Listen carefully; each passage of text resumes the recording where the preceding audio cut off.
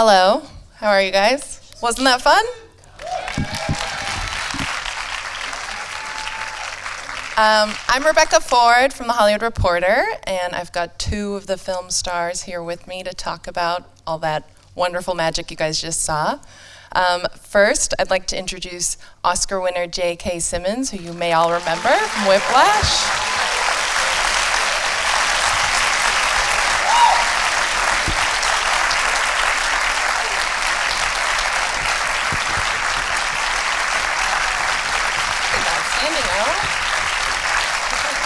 All right, guys. And of course, the magical, talented star, Emma Stone.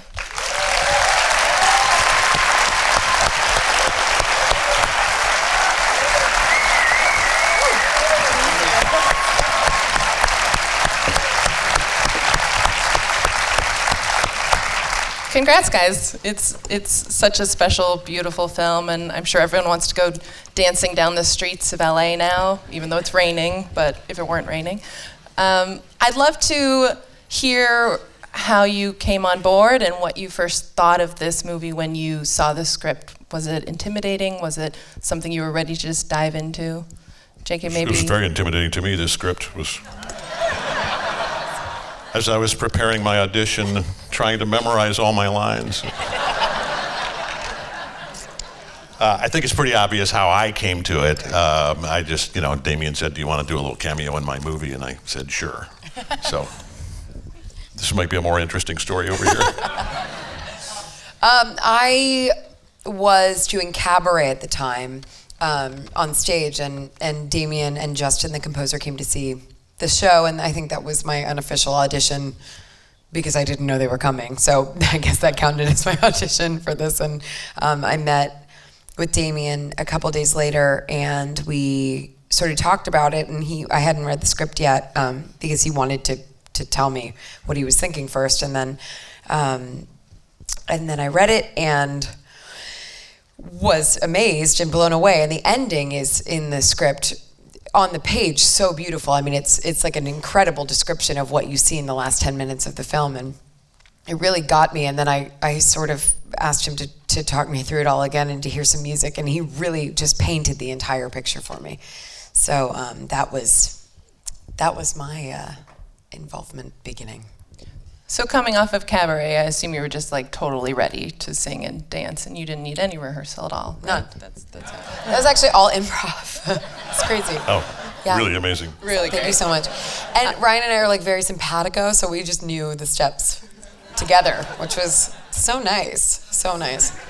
I think I had, a different amount of stamina coming off of doing, anyone that's done theater. I mean, that is the hardest thing ever.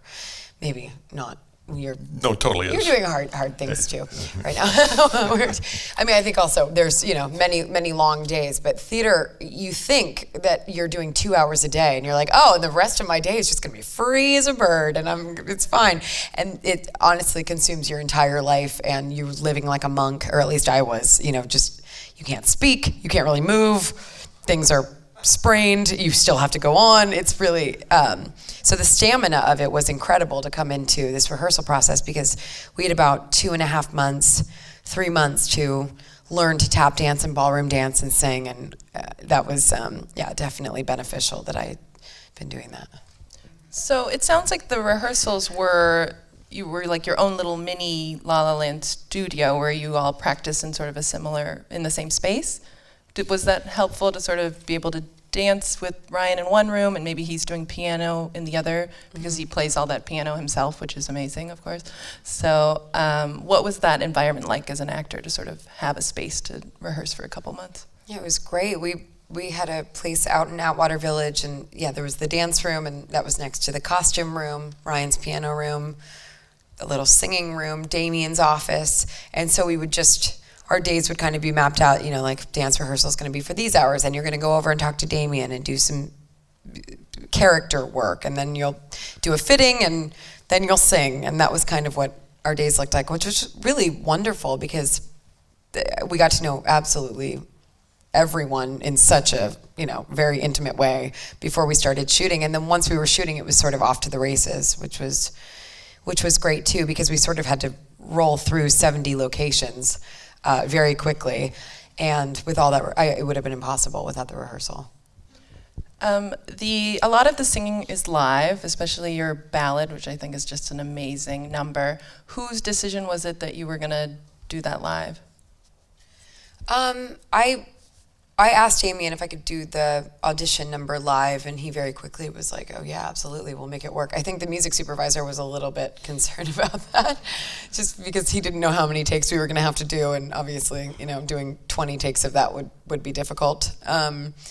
But they made it work, and I was really grateful for that. And we had little earwigs, and for City of Stars also, where Ryan and I are singing at the piano, that was live.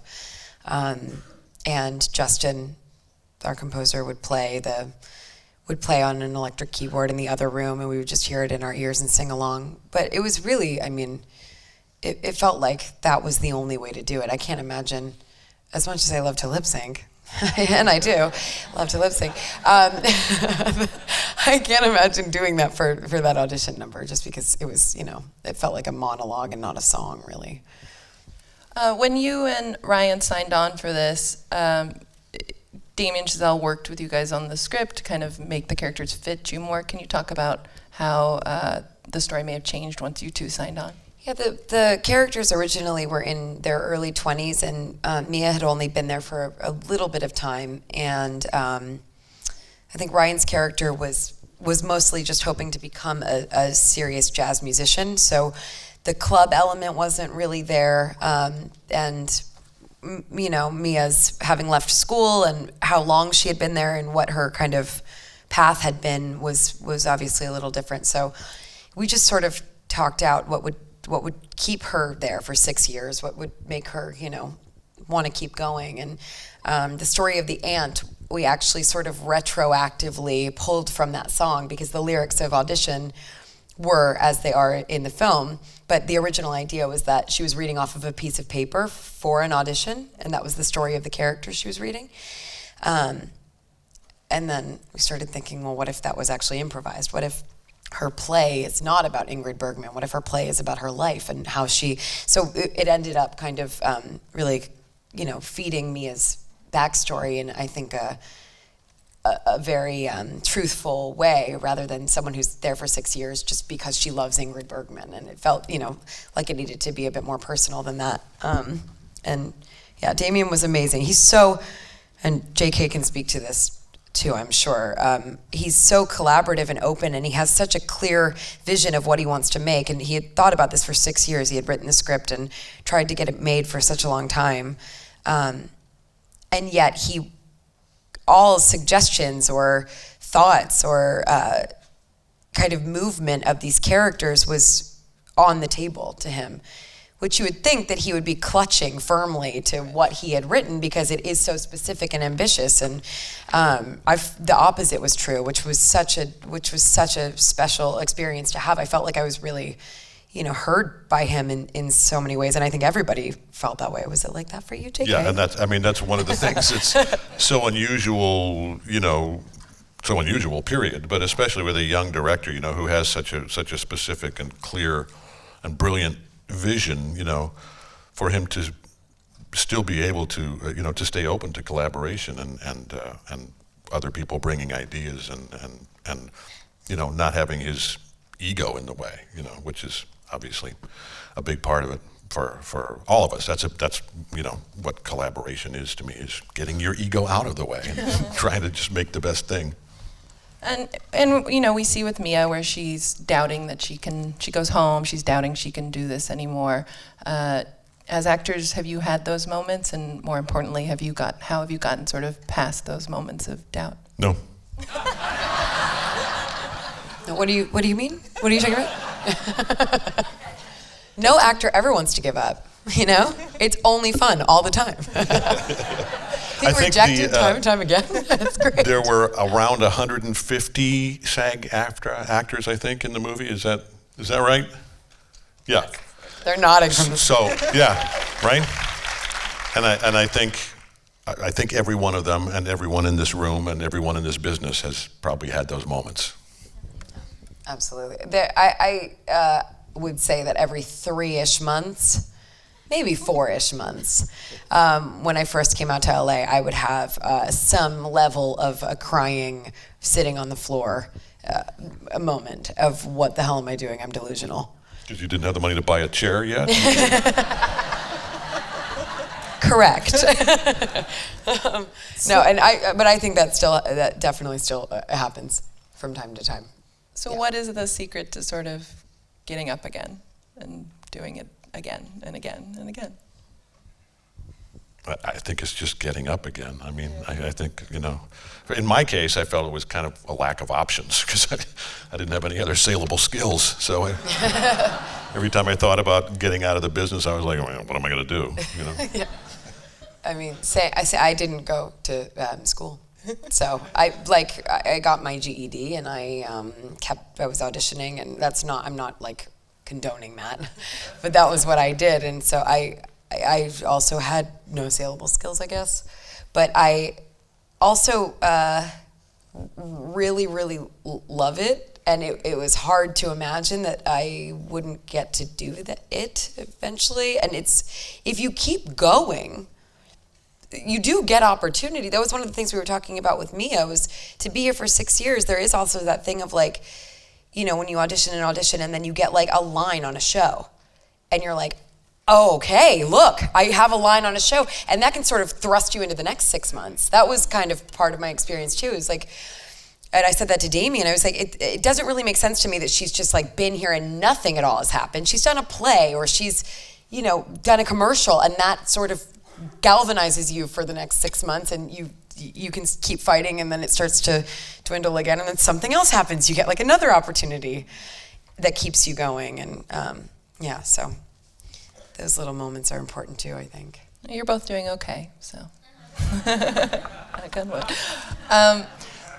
This film has this sort of amazing spectacle to a lot of the scenes. A lot of them either are one take or look like one take. As an actor, what is it like sort of trying to balance that between grounding these characters and making them feel real? Emma? I'm pretty into the one take thing. I think it's, I've gotten the chance to do a film that literally only was scenes that were in one take. So learning to kind of work with that, there's something sort of exciting about the fact that everything that happens is going to be, if they use that take, is going to make it into the film. I mean, it's also in that way a bit terrifying. But it feels a little bit like theater. It's just very technical and choreographed, and I don't know, all those moving parts, it makes it challenging and exciting in a different way than, we're going to do like 14 setups and you're just going to try to get back into that. Take two. My water bottle does not agree with anything I'm saying. So I actually like that. Yeah. And JK, you both talked about Damien Chazelle being very collaborative, but what is it about him that makes him able to go from sort of this dark, intense, drumming thriller to this light, beautiful, ambitious, modern musical? Well, I think he's just a sort of well-rounded, creative guy, and that one of the things that's remarkable to me about these being his first two films that are that people are really seeing is that the difference between them, and I think he will continue to surprise people with with the reality of the depth of what he has to bring, and if anybody thought Whiplash was kind of a one-trick pony kind of a movie, this obviously, for those of you who have now seen it, begins to show the kind of versatility that he has. Emma, this is your third film with Ryan Gosling, and obviously sort of the most collaborative you two have been. What's it like sort of working together, and how did you guys find the rhythm for this film? It's very fun to work together. We had kind of great opportunity on the first movie that we did in the audition and then throughout to improvise. So that, I think, builds a different energy between two actors if you're being asked to improvise a lot. So on this, it was just kind of, it makes it easy when you know each other. And we just sort of sat with Damien figuring out the tone. I mean, the tone was a big conversation. The rhythm was a big conversation because it was hard to kind of gauge what it needed to feel like to be cohesive from, these smaller scenes to the big dance numbers to bursting into song. So that was a long conversation, but I couldn't have asked for, a better person to work on that with. I mean, Damien. Ryan's also fine. He's fine. I'm just kidding. Ryan's great. He's great. No, but it was really, it was fun. And we can, I think people can see sort of the references or inspiration he has. Umbrellas of Cherbourg is one people talk about a lot. Were you guys able to watch the films before? Did he sort of tell you what films he was inspired by? He had a very, very extensive list of films that we could watch. Homework. It was a lot. He didn't make it actual homework, but he was like, if you guys are looking for films, here's 400 of my favorites. And I was like, all right, well, I'll pick and choose a little bit from that. But he screened Umbrellas of Cherbourg for the cast and crew, and that was really amazing to see. I hadn't seen it before that, so I mean, it's very clear if you've seen Umbrellas, the inspiration in this film, the color and the even the storyline has some similarities, and the way that their love story unfolds. So. That was definitely a big inspiration for him. Guys, I think we're taking a few audience questions. Okay, sorry, right there in the back. Hi, I really like the film. I'm curious about the ending. What is the message that you can't get in order to get your dream, you have to give up your relationship,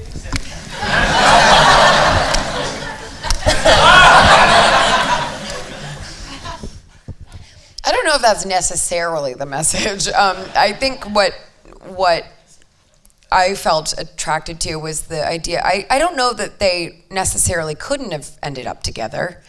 I think it sort of speaks to, and I don't think that that's the story for everybody. I don't really believe that you can't have both. But I think these two characters help inspire each other's dreams, and the way that unfolds means that those two people can't end up together, but that their love isn't any less important. And I was talking to somebody the other night, and he said, what I really love about this story is that, even though she's clearly in the end happily married and has a baby, that this movie celebrates those loves that came before, and they're just as important as the love you may have now or the way your life has unfolded. And I hadn't even really considered how much it is a celebration of a time in these characters' lives when they kind of revisit how it could have gone, how important each person in your sort of journey to wherever it is you're going. And I'm sure that will continue on for Mia and for Sebastian, the people that they'll meet as time goes on. So I don't know that it's necessarily saying you have to have one or the other, but that was their particular story, and it's kind of heartbreaking, but also, just the way it went for them. I think the fact that people are asking that question is again a testament to Damien as a storyteller, and what was important to him both in Whiplash and in this film, that he not sort of dictate to the audience, and this is how you feel at the end of the movie. The drummer is happy and he's going to have a great life, or the drummer is going to die a junkie at age 28, or this couple is not together and therefore our hearts should break for them, or this couple is finding their path to creative fulfillment, and that's a beautiful thing. There are those discussions happening on the way out of the movie theater, which is always a beautiful thing to me. This is from Jenna, and it is for Emma. And the question is, how did you prep differently for this role than your other roles? I think the rehearsal process was definitely, a huge difference, because even doing the play, I had about 5 weeks to rehearse, and this was nearing 3 months. So I've never even heard of a process that's, like that for a film. So that was really great. And, getting to know and trust everybody, and to choreograph it with Linus, our cinematographer, and know what the camera movements were going to be for many of these scenes in advance was different than other films I had done. Yeah. All right, and I've got one from Chelsea. This can be for both of you. My question is, was there ever a time you took on a role and you felt over your head? If so, how did you overcome that? Yes. I should have said that. Specifically? Yeah, right. Yes. Especially early on, I think, when you just hadn't, or I hadn't, sort of built up a level of self-confidence and a comfort level that maybe I was becoming competent at what I had foolishly chosen to do. But usually I think that feeling can be overcome just by hard work. Whether it's whatever it is, whether it's having to work on a dialect or singing and dancing or a specific skill that your character has that you don't have, or just by delving into the script if you're feeling overwhelmed by sort of not understanding the character, and also by collaborating with whatever, the writer, the director, or your other castmates. I think as always, for me at least, it's an ongoing process. It's still evolving, and I still find myself sometimes less confident going into a project than I wish I was. I watched an interview the other day with Michelle Williams, who is obviously an amazing actress, and she was saying that it seems like the actor's life kind of goes that the greatest day is the day you get the role, and you're like, first you're like, please give it to me, then you get the role and you're like, and then every day after that is like just kind of a weird mix of terror and it never feels like the day that you get the role. I think that I have that feeling with every role.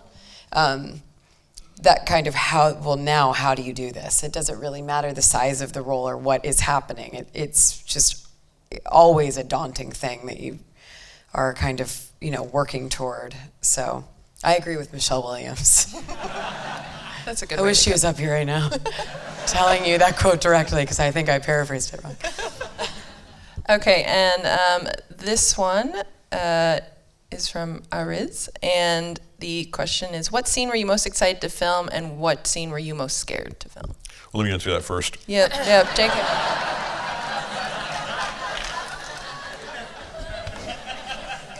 You did have to do a little dance step, though. Yes. My elaborate dancing, that was the most terrifying part. Arm dancing. There were some feet too, but I don't think they made it into the Did they know? final. It was a cowboy shot. Yeah.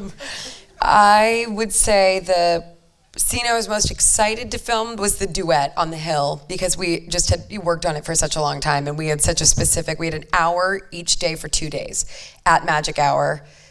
That worked out to about 5 takes when they timed it out, and we would just get, they would like wipe us off and send us back to the bottom, and we would do another 6 minutes or whatever and then go back to the bottom. So that was a long time coming, and I was very excited to do that. It's one of the most beautiful scenes in the history of film, though. I mean,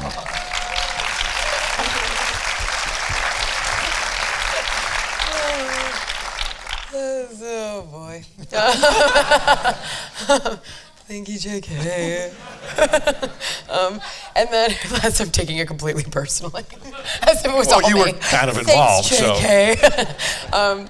And then the most daunting one was probably the audition song, just because that really, I don't know, I was just thinking about it. It was like circled on my calendar, and I was just waiting for that day to come a little bit. Yeah. How many takes did you do for the audition song? I think about 9. And then last night, I was talking to Damien, and he was like, yeah, we used like the second take, so. that's a you good just sang Damien it. impression, by the way. Thank That's you, I'm with him a awesome. lot. He's like, we just sang it like 7 more times for, no reason really. I was like, oh, great. That's awesome to know now. Yeah, we only used the first one. We used the first one, but it was cool that you sang it all day. Yeah. Cool. Cool. All right, and this is our last audience question here from Harry for Emma. If La La Land, well, you could both answer this. If La La Land ended up on Broadway, would you do it? Well, not the part I played in the movie.